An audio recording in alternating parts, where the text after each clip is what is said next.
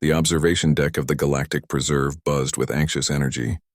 Tyr's scales rippled through every shade of distress, from amber to deep crimson, as he watched the containment field flicker around the holding pen.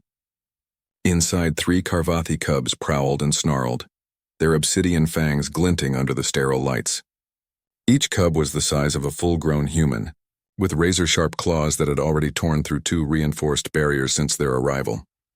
"Absolutely not," Tyr hissed, his translator converting his chittering into universal standard. His 6 eyes fixed on Dr. Mara Quinn with something between horror and disbelief. "You cannot go in there, Dr. Quinn. Those creatures are apex predators from a death world. They've injured 3 of my handlers already." Mara looked up from her datapad, her brown eyes calm behind her protective glasses. She was small by human standards, barely reaching Tyr's thorax.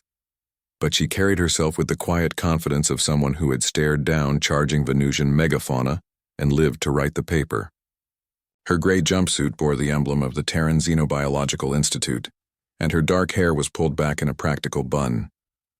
"Tyr, they're babies," she said simply, tucking the datapad under her arm. "Scared babies who just lost their mother to poachers and were transported across 3 star systems in a cramped cargo hold. Of course they're aggressive. Babies?" Tyr's translator squawked with his incredulity. "Those babies have killed prey twice their size on their homeworld. The Carvathi are classified as ultra-dangerous megafauna. The Galactic Council specifically called me," Mara interrupted gently, approaching the containment field. "Because none of your handlers have been able to get within 10 meters without triggering a fight response." Through the shimmering barrier, the cubs continued their agitated pacing.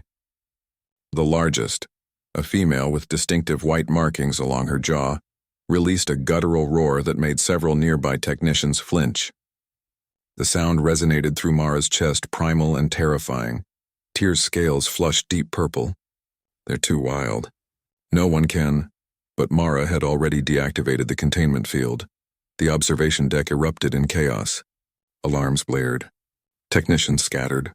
Tyr released a high-pitched whistle of pure panic and scrambled backward, his forelegs tangling in his haste to reach the emergency exit. Mara stepped through the threshold. The cubs immediately locked onto her. 3 pairs of luminous yellow eyes tracked her movement with predatory focus. The largest cub lowered her body into a hunting crouch, muscles coiling beneath midnight fur. A low growl rumbled from her throat, a sound that promised violence. Mara didn't run. She didn't even reach for the neural stunner at her hip. Instead, she sat down. Right there, in the middle of the enclosure, she simply lowered herself to the floor and crossed her legs. The movement was slow, deliberate, non-threatening. She kept her hands visible, palms up, and turned her head slightly to the side, not making direct eye contact but acknowledging their presence. "Hey there," she murmured, her voice soft and melodic. "I know you're scared. I know everything's been terrible. But you're safe now." The cubs hesitated. The largest one tilted her head, confusion briefly overriding aggression. Her siblings flanked her, uncertain. From the observation deck, Tyr watched through his manipulator tentacles, which he'd pressed over his eyes in horror. "She's going to be torn apart," he whispered. "Someone call medical. Call security. Call..." But the cubs didn't attack. The middle cub, a male with a torn ear, took a tentative step forward. Then another. His nostrils flared, drinking in Mara's scent. She remained perfectly still, her breathing slow and even. "That's it," she encouraged quietly. "I'm not going to hurt you. I'm here to help." The cub crept closer. Close enough that Mara could see the fear behind the aggression, the confusion in those ancient predator eyes. Close enough to strike. Instead, he sniffed her outstretched hand.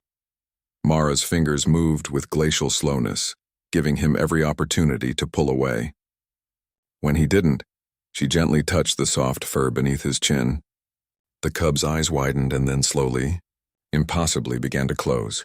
Within moments, he had collapsed against her side with a rumbling sound that was almost a purr. "Impossible," Tyr breathed from the observation deck. The smallest cub approached next, emboldened by her brother's acceptance. She nuzzled against Mara's other side, her powerful body trembling. Mara wrapped an arm around her, whispering soothing nonsense. The largest cub, the alpha, held out the longest.